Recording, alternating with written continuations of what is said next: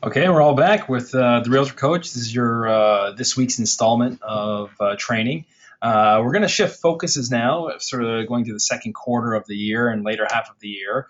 We're really going to get into tactical implementation. So for the first quarter, we were really talking about being strategic, creating plans, creating some order, creating a business plan, I guess, per se. But really, we're just saying if you're focusing on condominiums or homes, how are you going to strategize and compete, and really what do you want to get out of your business? That's what we've done in the first quarter.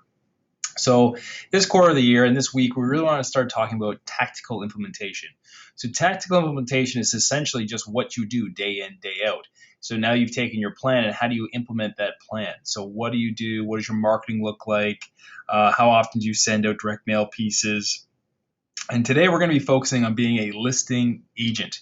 The real key to any big success in real estate sales is being a listing agent, a selling agent. Reason being is because you can leverage your time, you can leverage your money, your resources. Essentially, everything you come to know as a real estate business is just exponentially bigger. So today we're going to be talking how to turn your business into a real business. So the three keys to success. It's common practice in real estate to know that you have to list to last.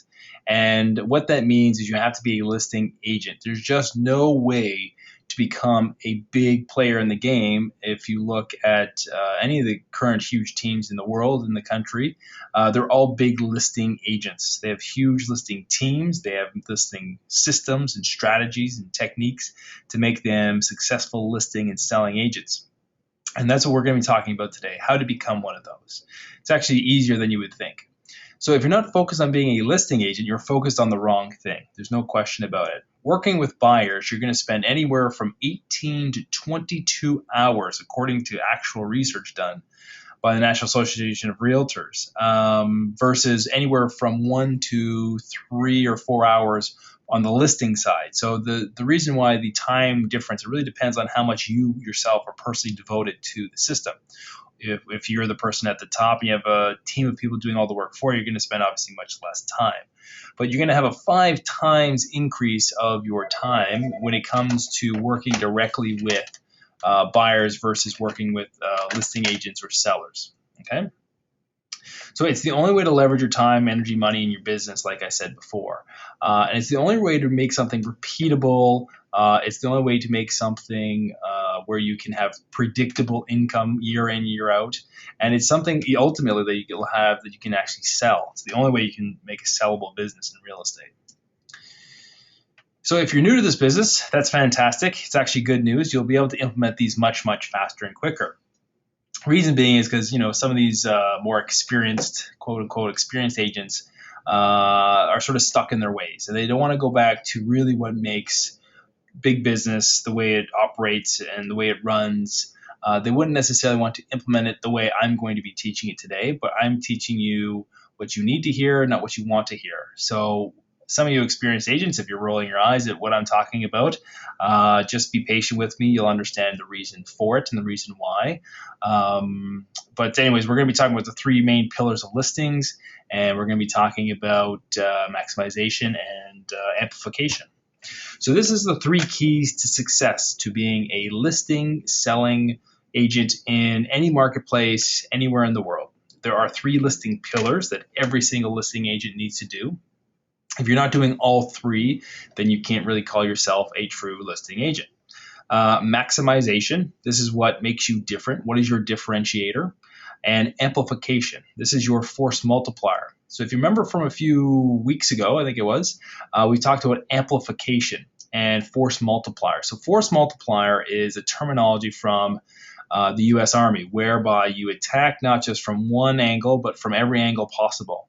And when it comes to real estate sales, if you're competing with someone who is a large competitor in your marketplace, if they hold that market share, and they're doing direct mail and you're doing direct mail, but they have a billboard or they have something else on top of what you're doing, that's what we call amplification. It doesn't just give them a 2 times increase, it actually gives them an exponential increase. So they will forever have more market share than you ever will if you try and just outwork them, outcompete them by doing less of amplification. So we're going to get into that, what that is more specifically how you can take advantage of that. So here are the 3 listing pillars. So we're just, if you go back here, so we're going to talk about listing pillars, maximization, amplification. So for here, these are the 3 listing pillars. Again, some of your new agents may not know what this is or how to do it, and the experienced agents, just please hold your, critiques till the end, okay? So we're going to have expired listings program, you're going to have a for sale by owners program, and you're going to have a home evaluation program. Now, the home evaluation program is by far and away the easiest and probably the most used of these pillars out there, but I was hesitant to say used because it's used misappropriately. They don't do it very well, most realtors. They do it because other agents are doing it and they copy, somebody else in the marketplace or somebody else in the office, and they say, oh, the person's doing a free home evaluation, so I should do a free home evaluation. If you're not doing it properly and you're not doing it in conjunction with these other 2, plus amplification and maximization, you're really just wasting your time, money, and energy and effort, and you're going to be frustrated as well with the results, because you're going to be frustrated saying, well, that agent's doing it, and I know more about real estate than they do, but they're getting better results. It's because they're doing it in combination with this whole system. This is an entire system. It's not to do with just one single piece. The system falls apart if all you do is try and pick it apart piece by piece. So what we have to do is really figure out what's the ideal structure. So you can do this yourself, like anything in life and anything in business, but ideally you have to have an assistant, showing agent, or an inside sales agent working on our team before you grow these techniques. The reason being is because you will get to a point where the turnaround time, the actual results you're going to get are going to be so great so quickly. It's going to be very difficult for you to maintain the system or the status quo by you doing it yourself. So step 1 is really just getting an assistant. Now you can get an unpaid assistant. Ideally, you get a licensed agent who wants to understand these systems and work with you. But what you need to do is you have to get someone who will put these techniques into practice for you. And you'll understand more as we go through this. So your assistant's going to have to do the research, set the appointments that you go on, and promote you so that you can get the listing appointment more so than your competitor would who's doing it themselves. That's really the main goal what the assistant's going to do. But it really comes down to the market research, and it comes down to sort of implementing the labels and envelopes and direct mail pieces that you're going to be sending out. So the goal for the ideal structure is to maximize, of course, your net profits. At the end of the day, it's not what you earn, it's what you keep. But part of that needs to also be that you're working less, to have a business that is repeatable and predictable every year. If you can be comfortable with going to bed at night saying, yes, I know I'm going to be doing 100 transactions this year because of a predictable, repeatable system in place, it's a fantastic goal, more so than just working each day, not knowing what's going to come or who's going to phone your phone or who's going to email you or go to your website. It's unpredictable not having these systems in place. So another part of the goal is to hire a team member who can take the workload off of your shoulders. So, and also to build up of cash in the bank for investing, because at the end of the day, our mantra here at Young Realty and the Realtor Coach is to create long-term sustainable wealth. Even though we're building an incredible system that's going to generate a lot of cash and cash flow, it still needs to be kept within the system and kept within the business. So the only way to build long-term sustainable growth is through investing. It's plain and simple. No matter what you earn as a self-employed realtor, there is nothing that's ever going to outcompete or produce wealth for you than investing, both in real estate and the stock market, equities, and commodities.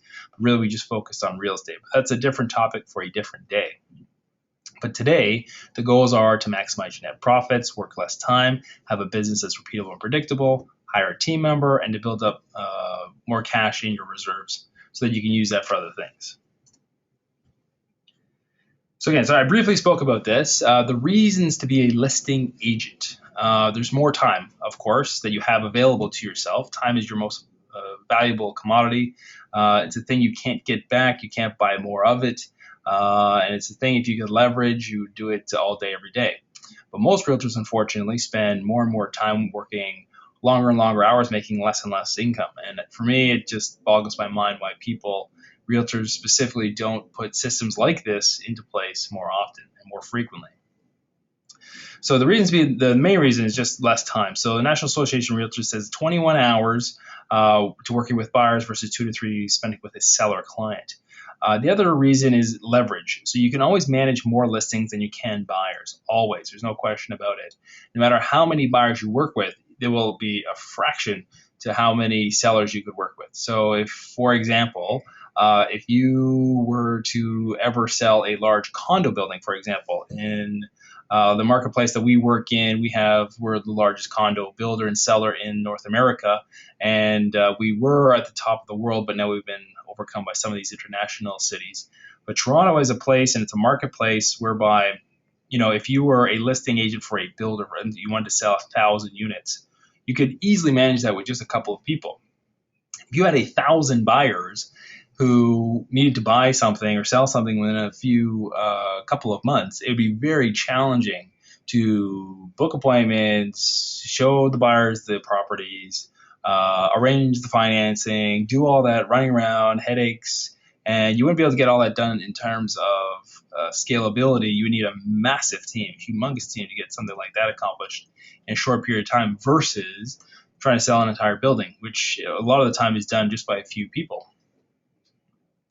So the other reason, again, you get higher price per hour for your earnings, so you get a higher return on your investment. So any money you put in your business, you generate net more profits. Business growth as well. The business comes to you. It's much easier to be a successful realtor when people are calling you and hounding you to get their business versus you running down and chasing down buyers all the time. It's just less time. It's better growth. It's better just in general for you as an individual and as a business owner. So now I want to focus on each pillar individually so that you have a better understanding of how to tactically implement this into your business. So we're going to start with expired listings. So when you're on your system, whether you're on the MLS or you're on some other site where you have access to that will bring all the market information to you, most jurisdictions in North America have their own board. That board will have a system in place that will essentially summarize all that information in one neat little package for you. So today you're going to see pictures from our system here in Toronto, which is called Toronto MLS. And so here's some techniques you need to do when you're doing that search. So the MLS search needs to be recent search. So when it comes to expired listings, if something expired a year ago, there is most likely no reason for you to contact that seller or bug that seller at any point in time because it's a stale listing. Even if it hasn't come back to market, a 1-year expired listing is just a waste of most people's time. So it needs to be fairly recent, anywhere from 1 to 2 weeks to, I would say, as far back as potentially 4 to 5 weeks. Really be the upper part of the market, really depending on when it was on the market. For example, if the property was listed in the beginning of December, or expired at the beginning of December, and 4 weeks had passed and you're now into early January, you're probably okay to still contact that person because what happens a lot of time in December is sellers wait till the new year or even to the spring market to relist their home. So they're sort of frustrated. They want to break from the holidays that they couldn't list it the previous year. So contacting someone 4 to 5 weeks out is probably the only time of the year I would do that is sort of in the January time when you're doing this research. So your search needs to include properties, like I said, so about between 1 and 2 weeks. You must be in compliance with your local board's rules and regulations. So every board is different. Toronto is probably the strictest board that I've been a part of or seen for that matter. Some boards out there, like down in Florida, for example, the information down there is incredible of what they provide to their realtors. And it's anybody's knowledge, and it's essentially public knowledge. But in Toronto, the rules are extremely strict. So you have to be very careful of how you are implementing this expired listings program. But I'm going to walk you through how to do it, how to stay above board, and how to be within these rules and regulations. Number 4, so you need to know what you're going to say before you call or they call you. One of the biggest problems, and I find this with some of the newer agents who don't quite have their swagger on yet, is that you'll have access to this program and what I'm going to teach you on how to find the properties. You start getting some results, but the problem is you don't know what to say. You don't know what to say to expired listings. You don't know what they want to hear. So you're going to need a script in place. We won't be going through the script today, but I will definitely send one out to everybody with a word-for-word script on what you need to say to expired listings if you've never done it before. So that's part 5. So get a script together. So we'll do this for you. It will be sent out in a separate email. I didn't want to cover script speaking today. That's a different topic for a different day. And then have a system in place to book appointments and to send out advertising to attract more sellers. So some people call this a funnel. Some people call it a campaign. It really doesn't depend what you matter. It doesn't matter what you call it, but what you need to do is call it something and have something in place, such as a system. So that system needs to either be run by you initially when you start, especially if you're new in the business, or you need to coach, educate your assistant, seller's agent, inside agent, whatever you want to call them, to do this system for you day in, day out. This is a daily exercise. There are daily expires. There are daily properties that are coming up for expiration. There are daily FSBOs. There's daily home evaluations. Like, it's a daily process. And you as the listing agent are going to be too busy to deal with this day in and day out. So you need a system in place. So the expired listing. So this is the search. So this is what you're seeing on your screen now. If you're not a part of the Toronto Real Estate Board, this is what our system looks like when you're doing a search. So I'm searching in the Toronto region. This search was done about a week ago, I think it was. And what we look for is last status. Status is the status of the listing that's on the market, whether it's new, whether it's sold conditional, leased, lease conditional, expired, deal fell through. There's all sorts of different choices for you to choose from. But what you want to choose, of course, is expired. And you also want to, in Toronto especially, you have to contact after expired selection as yes. So when I did this search originally, and I didn't put a time constriction on there was 23,000 expired listings on the real estate market. So that was in one calendar year. When I clicked on yes, that brought it down to about 3,000. And then when I narrowed the search down even further to a timeline, which was in the last 2 weeks, I came up with 1,013 expired listings of people who said, yes, contact me after expired, and within 2 weeks. And this is in the GTA, which covered both condos and freehold homes. Now, you may have obviously a different strategy and technique on how you do your own search. This is obviously a broad-based search. 1,000 is a lot of expired listings to choose from. And then again, you don't need many. You don't need many each month to convert to make your market share grow and grow and grow every year. Now, that being said, 1,000 in the last 2 weeks. We are now getting into the spring market, which is a very hot market. And so homes don't necessarily expire all that often, but there is still approximately anywhere from 30 to 35% of all homes listed do not sell. So there is a huge proportion of properties out there for realtors who want to use this program and implement this program. And it's quite simple. Part of the strategy of this is, which we won't show you in terms of the graphic of what you need to put into place, but you also need to be tracking which listings are about to expire, which ones are a week out from expiration, which are 2 weeks out from expiration. If these properties have been on the market for 3+ months and have not sold, something is wrong, either with the seller, the unit, the price, the agent, who knows, there's lots of factors. But what you want to know, what's important to you, is what listings can you potentially speak to sellers that you could send marketing to? What is going to be your maximization or differentiator that you're going to send to them? How are you going to amplify your business so that you can get more in touch with them? More importantly, how are they going to get in touch with you? So when I ran this search, this is what shows up. Now, what they give you is they give you when it expired, what it is it a condo, is a freehold, where's the city? It gives you the address, the unit number, the seller's name and information. It gives you the size. It basically gives you absolutely everything you need to know to send out to the sellers who said, yes, contact me after expiration, because obviously by law you can't contact them while they're under contract. But what you need to do is go into this list and you compile a list of expired properties. Either through, you can run a system on your own, you can have your assistant literally create labels, send labels, direct mail programs to these people. We're going to show you some techniques in the maximizing segment where you send out a box, which really differentiates you from the marketplace. Now, you're saying you look at these prices here and they're not all that appealing. And there's like a a parking spot on here for $15,000. There's a condo on here for $99,000. Who wants to sell that kind of stuff? Keep in mind, there's 1,000 units, so we're capped at 200. This is just the first 33 of them. So it goes by lowest price to highest price. When you go to the highest price figures, you have things from $2.5 million, $4.2 million, $3.6 million. There's one here for 4.3, 5.7 million, 4.2 expired listings with sellers saying, yes, contact me after expiration if this agent I was working with could not sell my home.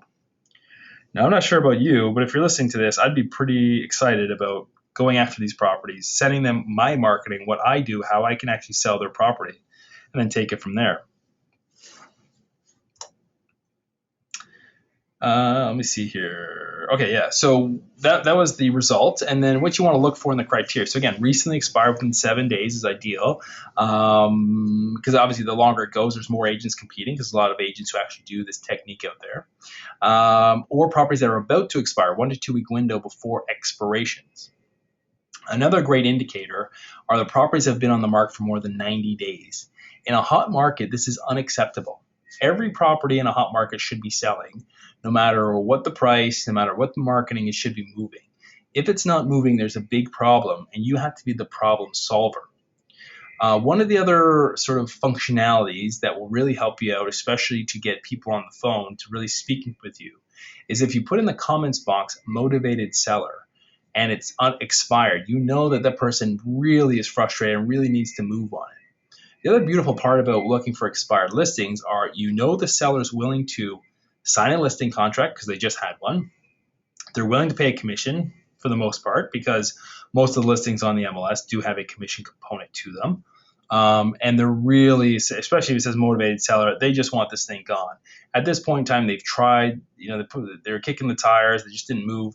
They want somebody to come in and save the day, be the problem solver, get this thing moved and sold for them. So the next pillar we want to talk about, of course, is FSBOs. So this is going to be a very similar search. So nowadays, there's some regulations, depending on your board, of properties that can now be sold by owner on the MLS. So the beautiful part about this is they typically are there for your information. They've got all the address and local information. A lot of the good times about FSBOs, they have the seller's personal phone on there. A lot of the times they have, contact me after expiration. So same thing with this though. You need a recent MLS search. It needs to include properties about to expire. When you're getting just about to expire on top of your FSBO campaign, you're in the right territory. If a person who's tried to sell it on their own is unsuccessful on their own, they will typically revert to a realtor first and foremost. They won't do it a second round for a large majority of the time by themselves if they couldn't do it the first time around. Keep in mind, again, you have to be in compliance with your local board's rules and regulations. Every board is different. Every board has their own rules and regulations, so please look at that before you get into this. Same, you need to know what you're going to say before you call them. So get a script together. We'll provide one for you specifically for FSBOs, which is a different talking points than if you were speaking with someone who wants a home evaluation or somebody who has an expired listing. And again, have a system in place for somebody who's booking your appointments, sending out advertising to attract more sellers. So this is one of the FSBO examples that you can use for, this is a gentleman I know down in Texas, and this is his marketing that he sends out to FSBOs. And it's targeted specifically to people who are trying to do it on their own. He goes, he has a proven, repeatable system backed by market research to sell your home for up to 18% more money than traditional real estate agents. So he goes into this and he says, urgent, not opening this package could cost you thousands on the sale of your home.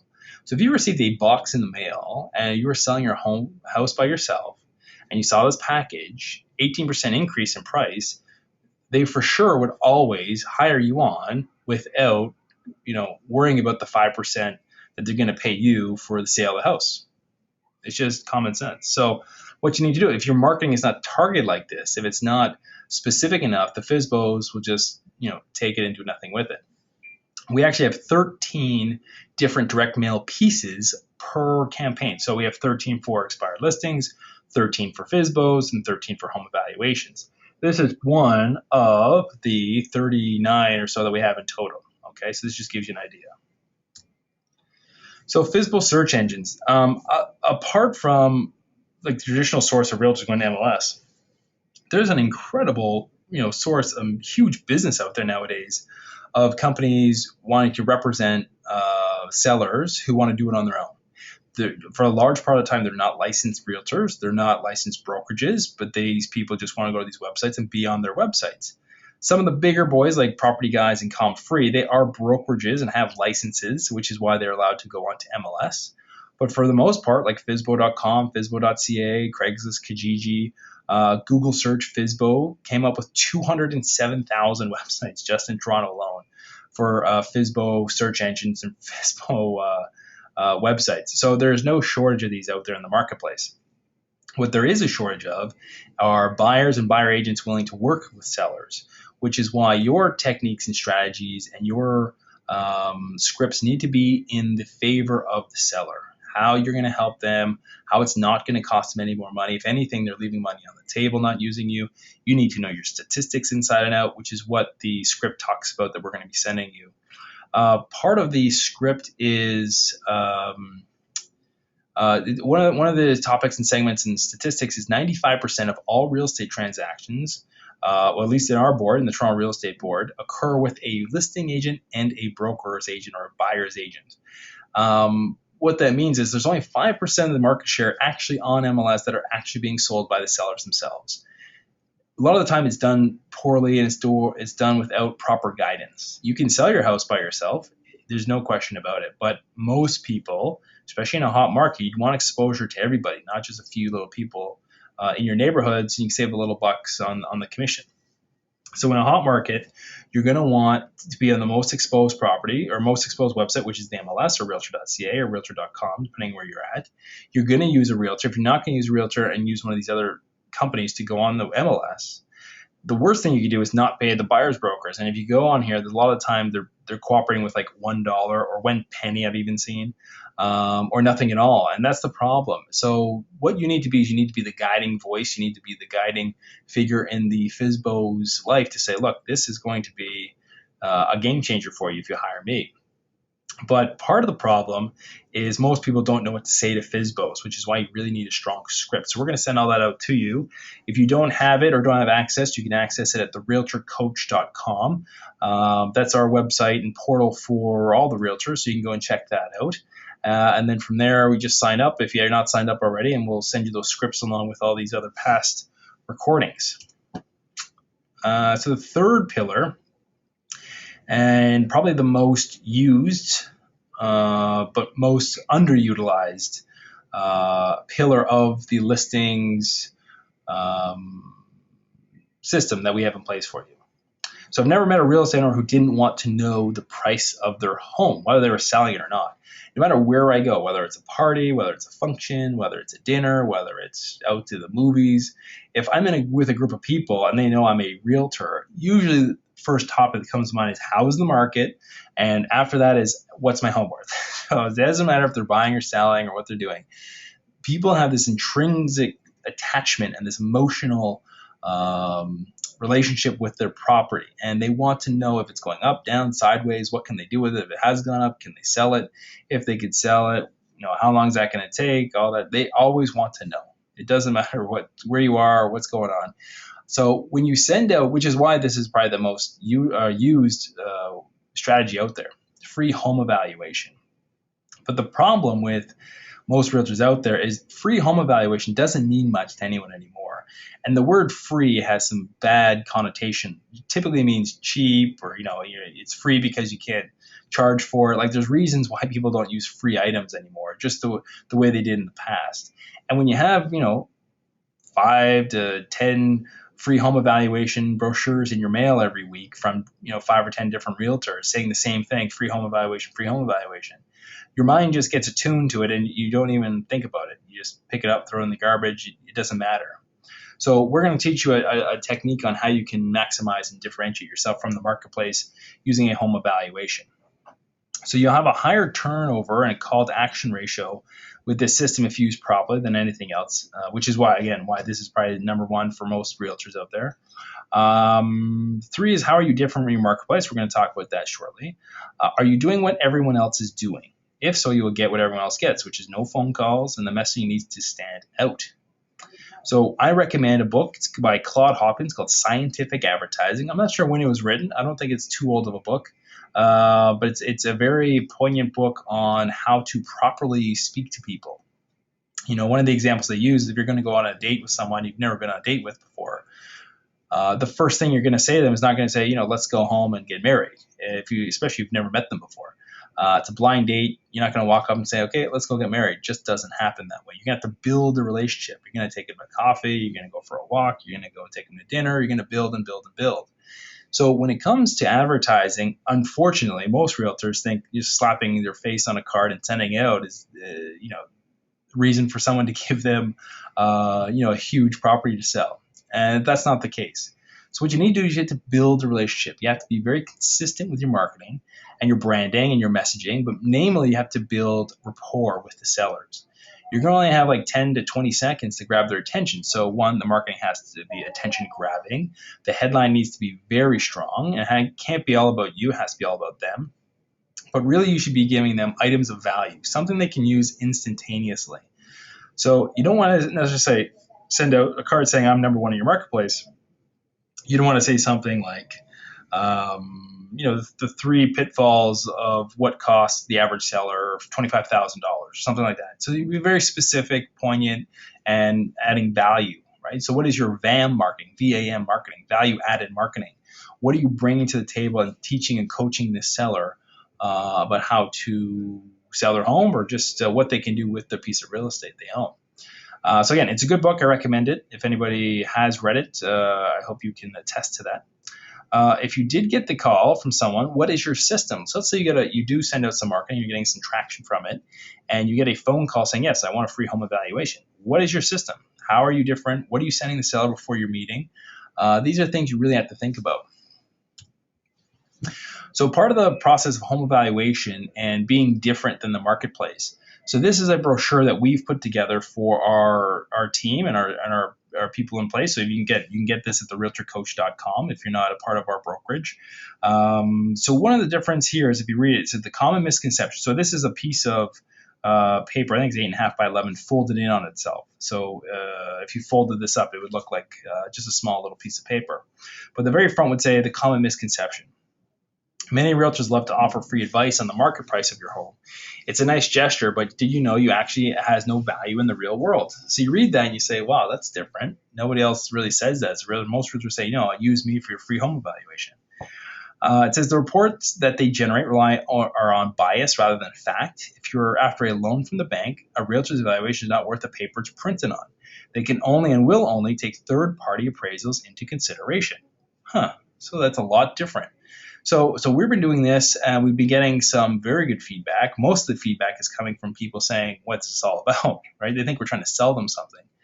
The reason for that is, you're in a marketplace, and these people have this paradigm. The traditional seller has a paradigm. We're just trying to sell them something, just like every other realtor, but you're not. And then we put a guarantee on this. On the back, it says your home sold for higher than what it's truly worth, guaranteed. And if you look at the right, it says, what can Young Realty do for you? So again, you would tweak this to your marketplace, to your brokerage, to your name. Obviously, you plug and play all this, but you can have access to this at therealtorcoach.com. Let me see here. So he says, we put you in contact with professionally licensed and dedicated home appraisers with the bank and mortgagors pay sharp attention to. From our comprehensive list, you can choose the appraiser that feels right for you. And don't worry, we'll pick up the tab up to $500 in value while you get a certified report on your home with no strings attached, we promise. So now think about that. So either I'm going to pay for a third-party appraisal for your property, okay, or you're going to go to some other guy who's going to send you a piece of paper in the mail and say, I'll do it myself with a bias, and you can't even use it with anybody. So which one do you think the seller would choose from? Well, surprisingly enough, they choose from this one. There's no question about it, even though they think we're still trying to sell them something, which we're not. Because ultimately, at the end of the day, we want you to know what your house is truly worth. If you do want to sell with us, of course. But if you don't want to sell, at least you can use the appraisal for something. refinance your house, potentially do more, maybe you're doing a renovation, the bank needs appraisal of your house. Do it for your clients. It will put you way, head and shoulders way above the competition when you do sort of stuff like this. Which brings us into the next topic, which is called maximization, or the differentiator. So what makes you different in your marketplace? I go back to this here. So if you have two agents or even more, but that's two agents for now. One does free home evaluation. The other one does, we'll pay for an appraisal to appraise your house that you can actually use. That's a big differentiator in anybody's opinion. Doesn't matter what business you're in. If that's one of the greatest examples I've heard of maximization lately was a company in, I think it was Vancouver, but what they do is they're a home kitchen installer. And they actually charge money for a design that they give to the client that they can use anywhere, not even with them. And they said, we'll it's $299. I think it is, or $297 for the design. You pay money for the design. They come out, they spec it. They actually give you a 3D printout. They change the colors with you, the paint scheme, the wood color, the doorknobs. You go right down to the last, nail that goes in those things. And that's how specific this company gets. And they said, look, it's only going to cost you $297. Use us or don't use us, but all you need is these plans. You take it to any kitchen manufacturer and price it out and go from there. So what they found was they actually have a new revenue source, this $297 for the design, but they also have a 60% closure rate. So 60% of the people who buy this from them actually use them to also install the kitchen. So it's a win-win for them. And the client's super happy because they've built that rapport, they've paid for the design's ready to go. It saves everybody time, energy, effort, and everyone's happy at the end of the day. So how are you being different? Are you paying for the appraisals? Are you being the marketplace guru? Are you being the person that people need to speak to, need to be in touch with? You start being different. It's the world begins to change, and they start calling you and knocking on your door versus the other way around. So again, what makes you unique? What is your unique selling proposition? We talked about VAM. So USP is unique selling proposition. VAM is your value-added marketing. You need both of those in place. So most realtors, I can guarantee, do not have a unique selling proposition, or what makes them different from the marketplace. And if you just took 5 minutes, maybe 10 minutes, and just sat down and said, what really makes you tick? What is the number one reason why people would call you? For me, I work almost exclusively with investors. So they call me. My unique selling proposition is that I'm going to get them an opportunity that's going to build them long-term sustainable wealth through education and opportunity. That's our mantra for the company. But that's also my unique selling proposition. A lot of my clients are new investors, and they want to have long-term sustainable wealth, but they don't know how to do it. So I offer the education and the opportunity. So it's something that makes me different. It's, most realtors, if you called and said, oh yeah, I want to buy an investment property, they'll say, oh yeah, I can help you out with that. But they don't know the first thing about it themselves, because one, they don't own any. But two, they don't know how to speak to investors. They don't know how to show them opportunities. They don't know how to educate them properly. So that's how I make myself different. My value-added marketing is that when I go back to my investors, I always send them items of value month in, month out. It has nothing to do with selling them anything. Talk about tax strategies, talk about like corporate organization of their portfolios, organization of how they need to have succession planning, what they need to invest in, where they need to invest in, what cities they need to invest in. It has nothing to do with selling them anything. It's just about value add. It's how can I educate my investor clients? So that's my VAM, my value added marketing. So if you don't know the answers to these questions, you're not being different. Okay, you're just the status quo. You're just doing what everybody else is doing. And maximization equals listing appointments. If you were to send somebody a box in the mail that they either were an expired, they're a FSBO, or they requested a home evaluation, either the appraisal or whatever it was, and you sent it to them in a box like this, it's hard to see. It's a bad picture, I know. We're getting it a better file. We'll send you guys out all that. Actually, we're creating the boxes for you. But when you see this box in person, of course, the first thing on the box, it says urgent. You have to open this box. It may cost you tens of thousands of dollars a month if you don't. Of course, you're going to open the box. You want to know what's in it. And within that box is going to depend on who you're sending it to. So if you're sending to a FSBO, you're obviously not going to send the FSBO information on, we're not working with realtor. You're going to send them things on specifically, FISBOs or being a FISBO, or why the pitfalls of working with yourself and doing it on your own, sort of the legal ramifications if you mess up. If you're doing expired listings, you're not necessarily going to say send them something about doing it yourself. You're going to say, this is the reason why you have to be on MLS, but this is the reason why your place expired. It has to be very specific. So that's a differentiator, maximizer that I believe in so strongly that we're creating our own, and we're creating it for the Realtor Coach community. So upon successfully getting your phones to ring and your clients requesting more information, you need to become different instantaneously. Sending a seller's kit or a branded box made up filled with useful information about the seller's property and selling tips and processes they will need to know how to sell their home. It's no question it's going to be a differentiator that's going to make you have more closed listing appointments. Because one of the big things, one of our goals earlier in the session is we said we want to net more profits. Everyone's advertising, but if you close more properties, you're going to be ultimately netting more profits. And then amplification, question mark, question mark, question mark. What is amplification? Most realtors, even the top producers, have no clue what amplification means or how to utilize it. I didn't. When I was selling real estate and doing, huge volumes every single year, I was doing this without even knowing I was doing it.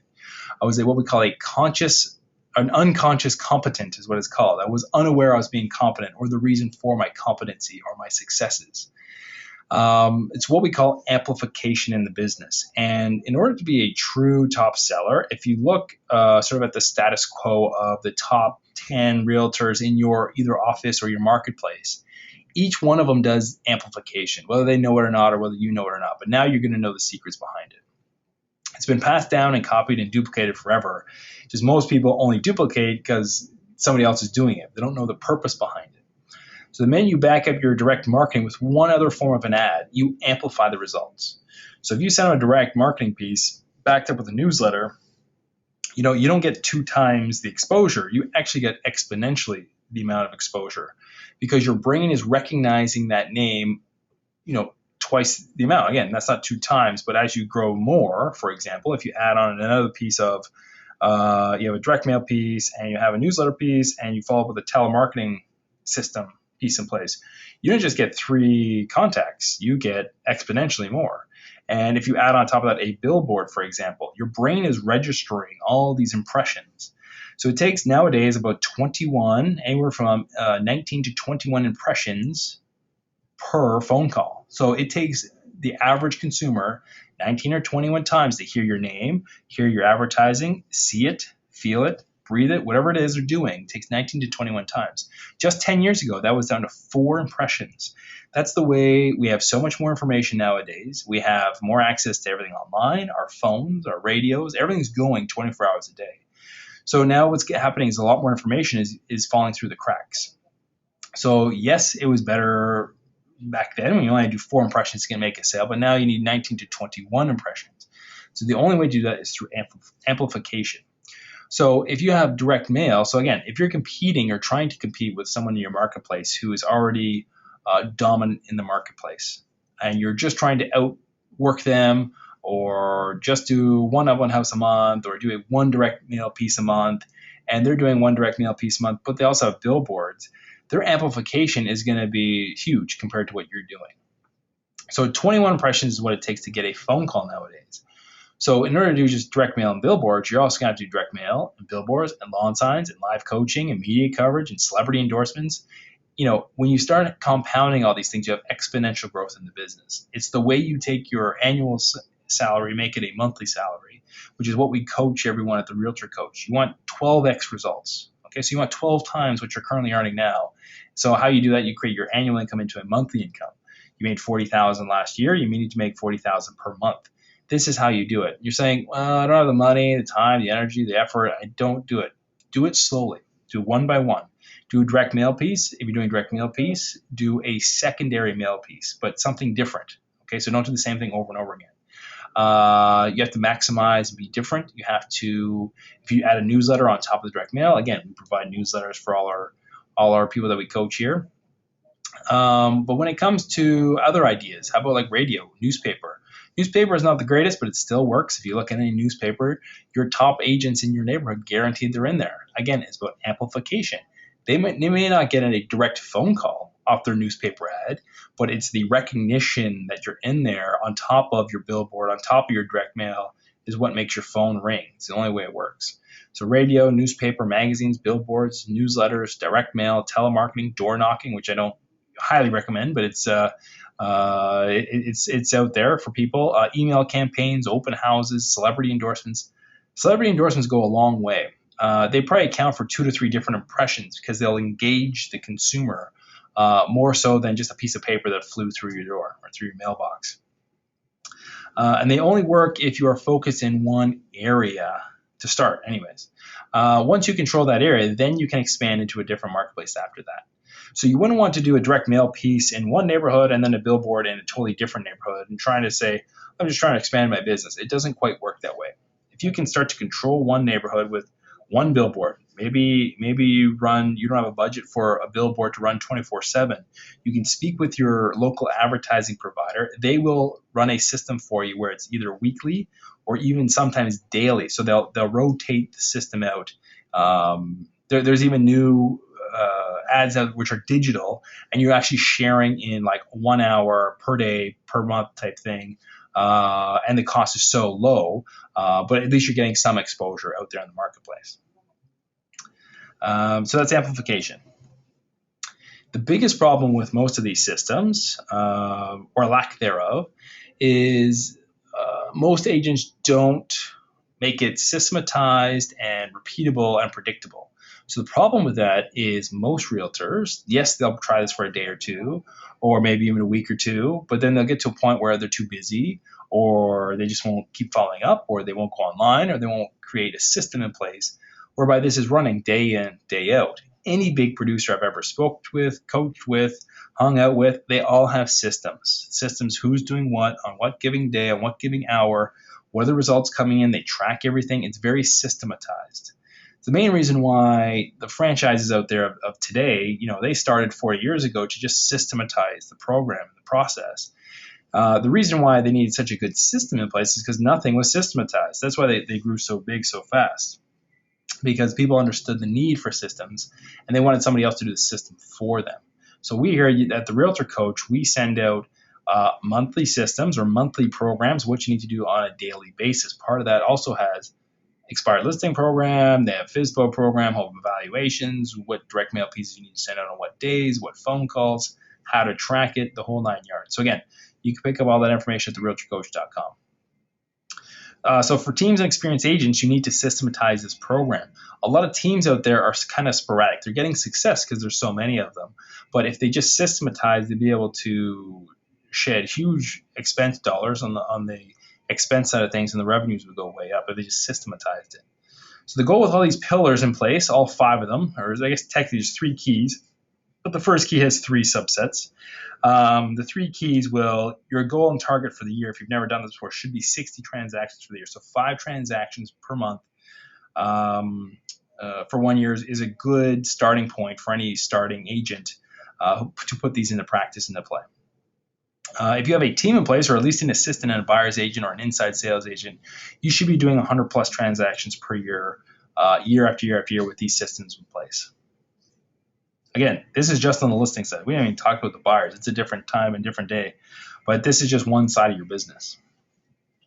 And as you grow, you can double and triple your business. You can turn your annual income into a monthly income with these techniques, but only if you create an automated system.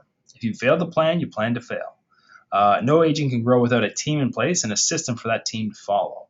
I've never met a realtor on the #1 ranking charts. There's usually ranked like 1 through 100 of like the top realtors in the world. You find that chart on Google every year. Not one single one of them is a sole proprietor or do it themselves, DIYer, realtor. It just doesn't happen.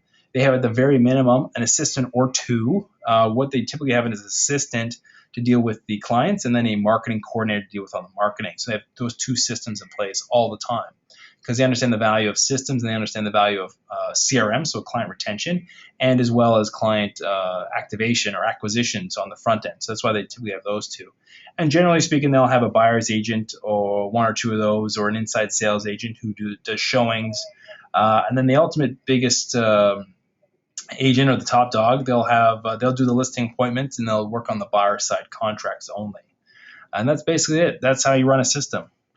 So in summary, implement the three pillars of the listing. There's just three keys to successful listing, being a listing agent. Implement the three pillars of the listing. So it's expired listings, for sale by owners, and home evaluation. We spoke about each one of those. Maximization, right? Make yourself different. What's your differentiator? And amplification or force multiplier. Attack from many different angles, but at the very least, a minimum of 2 per month.